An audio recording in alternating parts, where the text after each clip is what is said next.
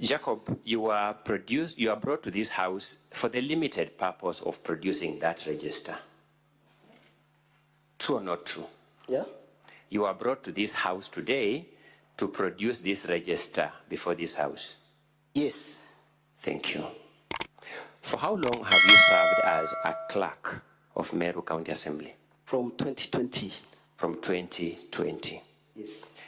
Does Meru County Assembly have any other register for receiving correspondence, or that is the only register? We use register when it's full, we open another one for purposes of accountability. At the moment, so does Meru County Assembly operate multiple registers simultaneously, or does it operate one register at a time? One register at a time. Thank you. When was that register opened, the one you have?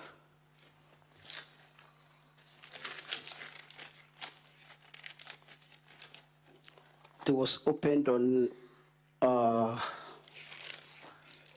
15th September 2023. Are you sure of that fact? Answer that question. Are you sure of that fact? Yes. There are papers you are holding with your hand. You have opened many papers. Yes, those ones. What are those papers? There are papers, yes. Remove that stapler, but why have you stapled them? That's one of the things I wanted to ask you. Do those papers show correspondence? Do they show correspondence? No, because they are not carrying all the details necessary. You are answering a completely different question. Do they show correspondence? No. What do they show? It was just a writing, which actually are not details. Yes, those writings are something. What are those writings?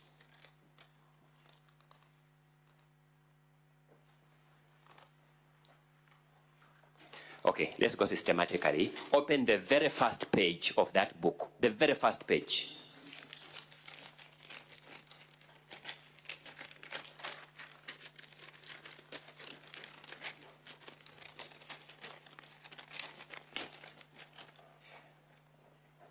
Are we there? Yes. It is divided into columns, isn't it? Yes.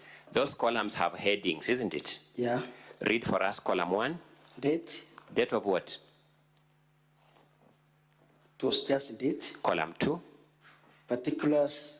Of what? Or content of the item. Column 3. Request. Column 4. Authorized to buy. Column 5. Signature. Column 6.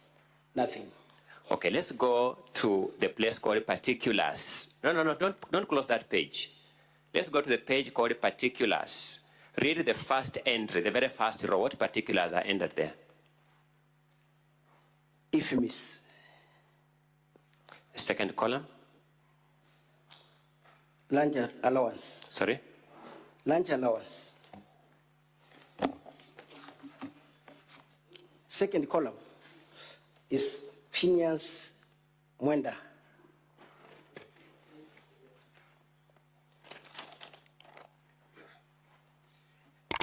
Those entries, sorry, you're actually looking at the second page of that document, aren't you?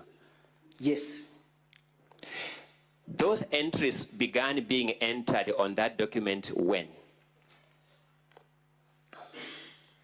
2015. Look at the cover page of that document.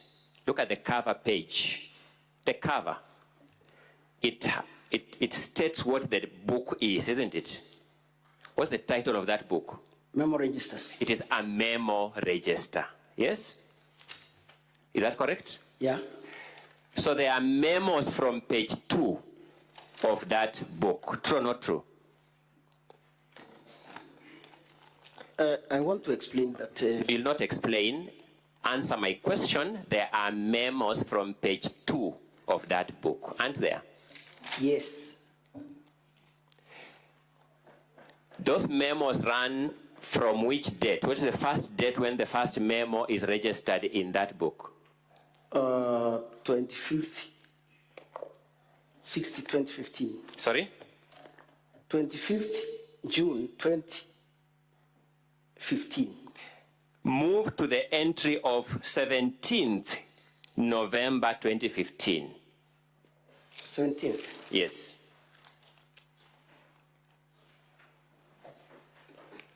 Correct? Yeah. There is a memo on that date, isn't it? Just facilitation. There's a memo for facilitation on that day. Yeah. Is that true or not true? It's recorded, yes, facilitation, but not. Sorry, Jacob. I'm going to I mean, we're just starting. It is true. It is true. Yeah. After that memo entered in that register on 17th November 2015, when is the next entry of any memo or letter in that register? We closed it, yeah? I've asked you a simple and straightforward question. No other in respect to facilitation. What other entry is entered in that book? Other entries as from 15th November actually is Of which year? 2023. 2023. That is the time. There is no entry of a memo being received in that register from 17th November 2015 to 15th November 2023, a period of 8 years. True or not true? There are other memos, there are other registers in the office. Sorry? There could be other registers there. I thought you told me that you don't operate multiple registers simultaneously. Yes. So if you don't operate multiple registers simultaneously, that book was not full, was not filled as at 17th, but let's move step by step. How many pages of that hard-covered book are full as at 17th November 2015?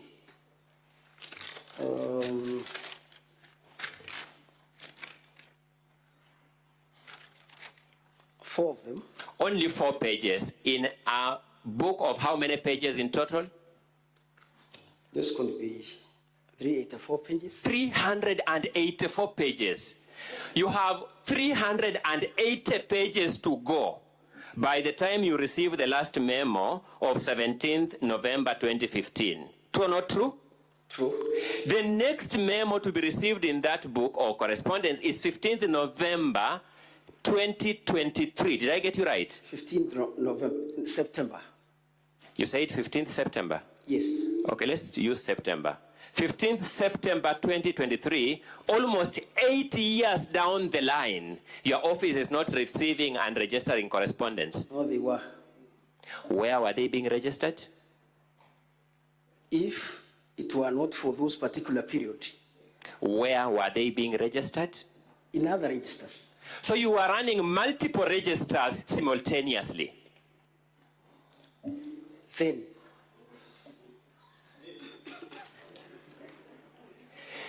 You are running multiple registers in the period between 17th November 2015 and 15th September 2023. Doesn't mean multiple. Could it be our register? No, we are dealing with facts, Mr. Jacob. We are not dealing with hypotheses. Yes. Either you are dealing with multiple registers or not. Between 17th November 2015 and 15th September 2023, you are running multiple registers for receiving correspondence. Not true. Sorry? Not true. You are running one register. Yeah, when it gets filled, then you open another one. I thought we agreed, okay. When was that register first used to record correspondence? Which day? First. Yes. That is 2015. No, give me the date. 25th. 25th? Give me the date. 25th June 2015. 25th June 2015. Yeah. It has 384 pages. Yes. Ordinarily, filling that book means using all pages. Does it have any other meaning? Yeah, it will depend with the content which you are using there. I'm saying filling that book means using all pages, the book getting used up. Yes. Am I correct in that understanding? Yes. When was that book completely used up? to date. When? Yes. It's not yet over. It's not yet over. So that is the register. But still. But that register of yours, after 17th November 2015, the office of the clerk, Meru County Assembly, receives no letter for 8 years until 15th September 2023. Mr. Jacob, does that make sense to you? Not true. Does that make sense to you? We just brought the register that has issues. There are other registers without issues. Yes. So you are running multiple registers. No, when a register is over. Mr. Jacob, where are those registers without issues? Where are they as we speak now? They're in the office. Why didn't you bring them for us to fully interrogate this question? I got this information yesterday. Mr. Jacob, what is your professional background? Me? Yes, you. I'm a clerk. Which area of learning are you an expert in? For example, I am a lawyer by training. Then I can be a teacher, I can be an advocate, I can be a speaker of this assembly, but I'm a lawyer. And you? I'm a finance. Sorry? Bachelor in finance. Finance people are very good at record keeping, Mr. Jacob. LLB. Sorry? Degree. Sorry? Also law degree. Oh, you have a law degree? Yes. That's the shocking news of this evening for me, Mr. Jacob, for good reason. So we can talk the same language. Oh, yes. Thank you so much. Mr. Jacob, you know as a law graduate that if facts are within your peculiar knowledge as the multiple registers you have not brought here and you don't bring here, a fact finder like these senators must make an adverse finding against you on that fact. Did you learn that in the law of evidence? Yes. Thank you. So you are knowledgeable in that area. Yeah. I'm therefore inviting these senators to make an adverse finding that had you brought those registers, these things you are saying are not in the registers would have been found there. Isn't that invitation sound in the law of evidence that you learned?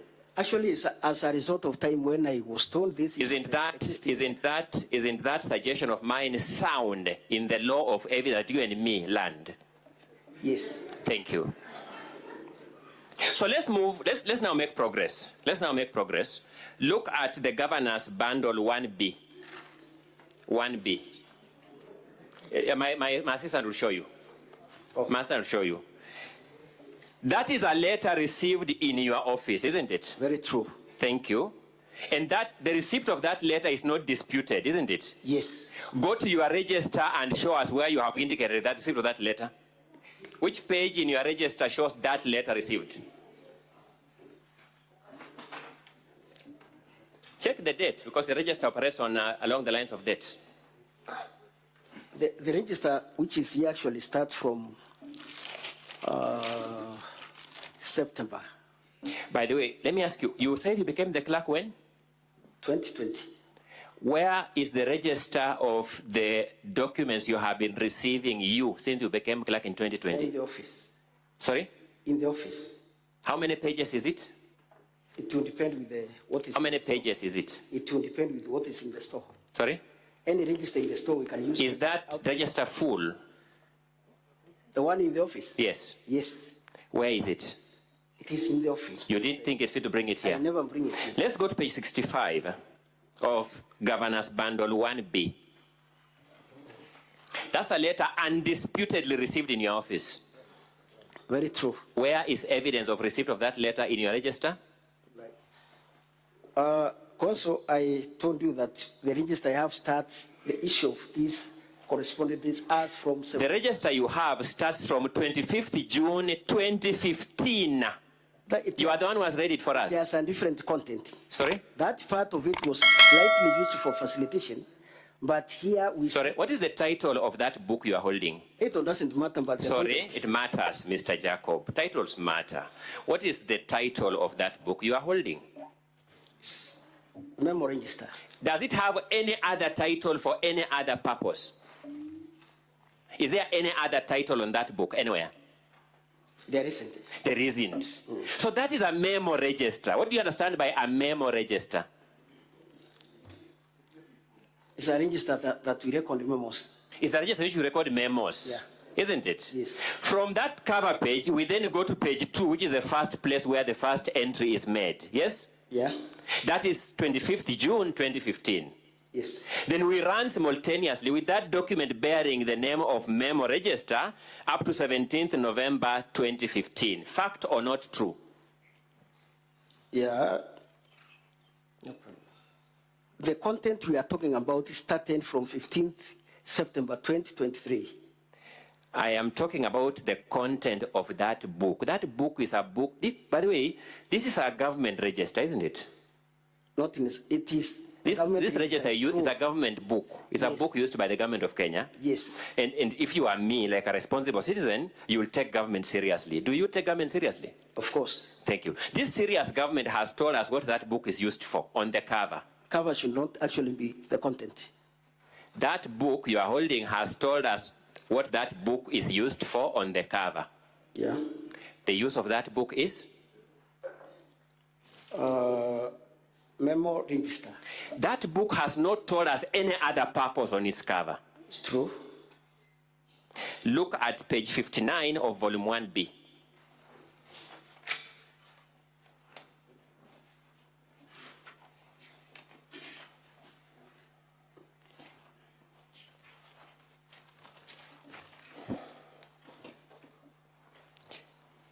That is a letter undisputedly received in your office. True. Where is it received in that register?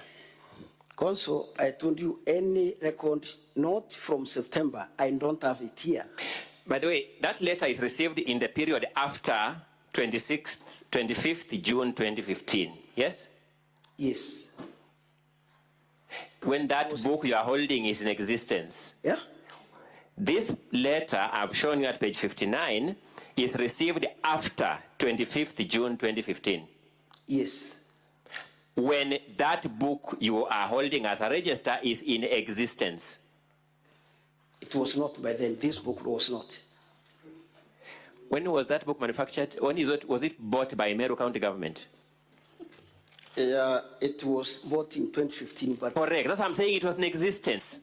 actually, it's not a must that we consistently. It was being used slightly for other purposes before we corrected the use.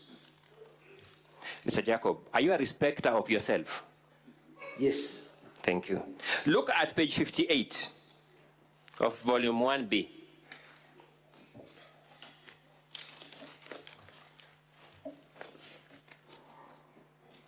Yes? When is that? That letter is undisputedly received in your office. Very true. Where is it indicated in that register? As I said, I don't have that register. And yet that letter is received during the subsistence of this book. Yes. Thank you. Let us go to the transactions of 28 September 2023.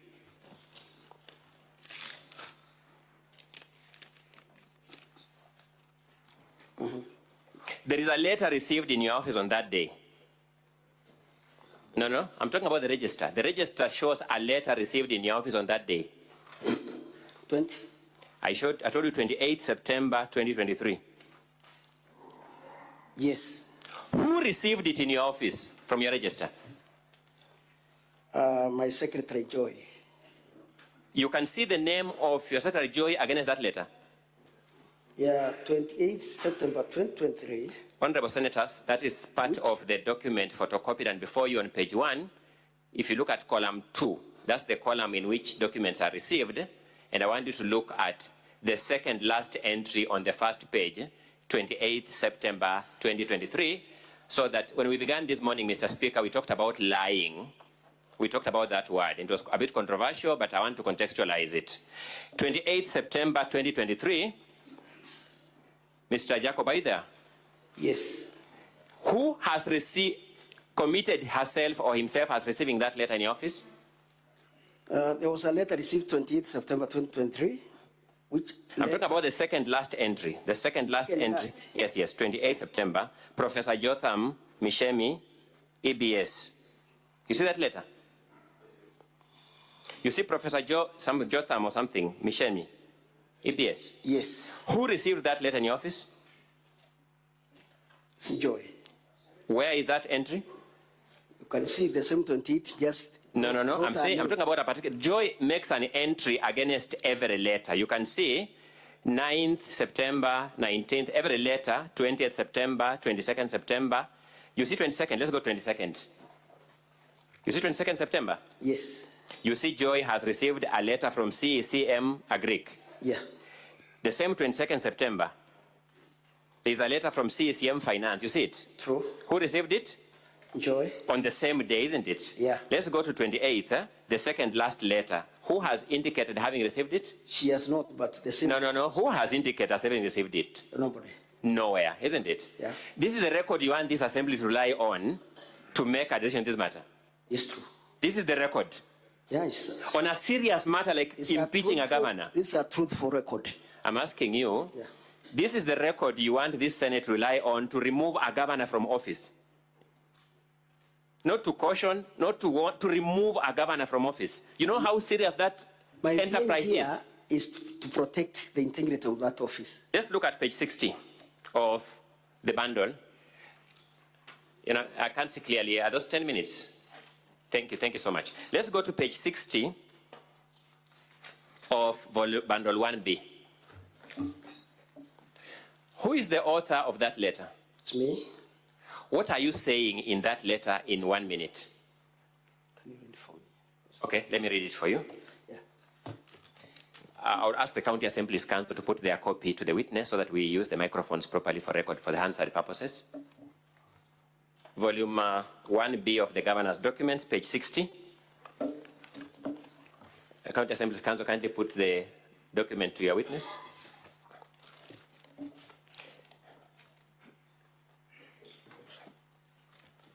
Mr. Ndego, my time is running very fast. Kindly give the witness the document so that we make progress.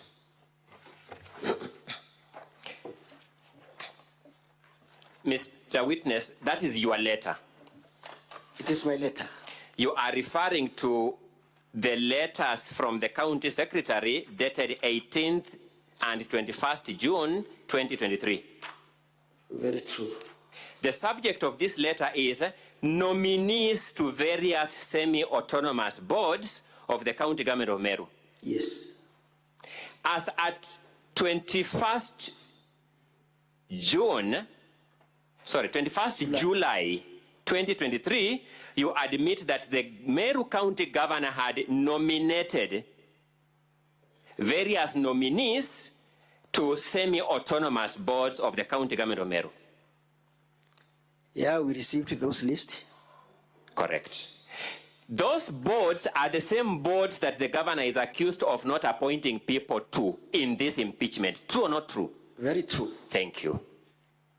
The law requires the County Assembly to approve those nominees before the governor appoints them. True or not true? Very true. As at 21st July last year, you had received the governor's nominees. Yes, but thank you. Now let's go to paragraph 2. Not to be acted upon because let's go to paragraph 2. There were no existing vacancies. Let's go to paragraph. By the way, let's deal with this fairly fast. The governor wrote to you seeking to know which of those offices had vacancies. Do you remember that correspondence? I think they have record. Do you remember that correspondence? No. You don't remember. By the way, as a clerk, you received these nominees and vetoed them. You never tabled them to the assembly. No, that's not right. Okay, let's read. Paragraph 2 reads, and I quote, "Would wish to kindly inform you that my office is unable to recommend the same for their consideration to be transmitted to the County Assembly." Is that a correct reading or am I exaggerating? Can you repeat? I'm reading paragraph 2. We will wish to kindly inform you that my office is unable to recommend the same for their consideration to be transmitted to the County Assembly for action. Is that a correct reading of what you wrote? Yes, because by your office you meant the office of clerk. Yes. You believe that in law the office of clerk can veto documents before they are tabled before the assembly? Not the issue of vetting. It is the issue of procedure. So which procedural step had been failed? Under Section 6 of Appointment Act, Appointment Counter Approval Act. Let's go to the next paragraph. You said this is largely because we observe that there may be missing information on the status of the offices the nominees have been nominated to occupy. Are we clear at that point? Yes? Yes. Which offices are these you are referring to? These semi-autonomous bodies. Sorry? The semi-autonomous bodies. Which ones? Give us their names. Nominees like the Revenue Board and the rest. Sorry? Nominees for Revenue Board and other agencies. Mr. Clerk, yes. Did you ever table this letter from the governor's office to the county assembly? Yes, it was. Where is the memo tabling them? We never tabled this one when we wanted the clarification. When a letter is received in the office of the clerk, as a matter of procedure, the clerk has to check the compliance of that letter. You know, you are dealing with that we can now forward to the speaker. You are dealing with the House of Parliament, Mr. Jacob. Very well. Are you aware that when letters are tabled, they're actually endorsed as tabled? They're actually endorsed on the first. You see an endorsement. That stage was not yet. When they come to the office of the speaker, as per the law, they are public appointments, Counter Assembly Approval Act, Section 6(4). Now let's move to the next. All these documents has to be lodged through the office of the clerk. Let's move to the next stage. You say from our present records, we observe that most of the offices, not all of them, most of the offices which nominations have been forwarded to have substantive holders. Now, which are those most that had substantive holders, and which are those least that didn't have substantive holders? According to the County Assembly record. I've asked you which, I want you names of offices. Which are those most that had substantive holders? Which are those least that didn't have substantive holders? Yeah, when we checked, according to what we are approved. Give me the names so that we identify the most. Sorry? But they are there in record. Which ones? We want to know. This Senate must make a decision factually. Like the microfinance. Who was the office holder? The board. Who are the office holders? The board is there in the law. Who are the office holders? I don't remember of it.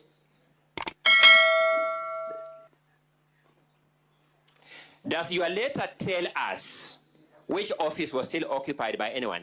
That letter. By that time. That letter, does it tell us which office was still held by an office holder? No, but. You find that to be proper correspondence without particulars? Out of what they submitted, of In course. good conscience, you find that to be proper correspondence without particulars? But they know what they submitted. You, as a clerk, the CEO of Meru County Assembly, find that to be proper correspondence without particulars? You find it to be good correspondence? Yeah, the communication. Do you regret this kind of correspondence? Not at all. Without particulars, you can stand by it? Yeah, I can stand by it. You wanted the governor to take remedial action for something you have not given any specifics? The county secretary. The county secretary was corresponding for the governor. It was from the office of governor. Do you remember that? Very true. Thanks. You wanted the governor to take remedial action for something you have not particularized? Of course. You, Jacob, wanted the governor Meru County to take remedial action for something you have not particularized. Is that correct? I told you what. Did you particularize? We questioned what they said. Did you particularize which office is occupied? You did not. Yeah. So you wanted the governor to take remedial action for something you have not particularized? Yeah, he could have inquired. Mr. Jacob, when will you people end this manifest malice against this governor? When do you propose to end it? What? When do you propose to end this manifest malice against this governor? No malice to governor. Me. When do you propose to end it? Who? You. I'm not supposed even to handle such a situation. Sorry? I'm an officer. I'm not a politician. Correct. So Yes. when do you propose to end this malice against the governor? There is no malice to the governor. You want to say that it is the right thing to do to ask the governor to take remedial action for boards that you have not specified, whose people who you are saying are occupying the offices are not specified. That cannot limit the big responsibility from the other office to inquire even more. Did you have a responsibility? Councillor Ngoya, your time is up. Thank you so much, Mr. Speaker. I rest at that.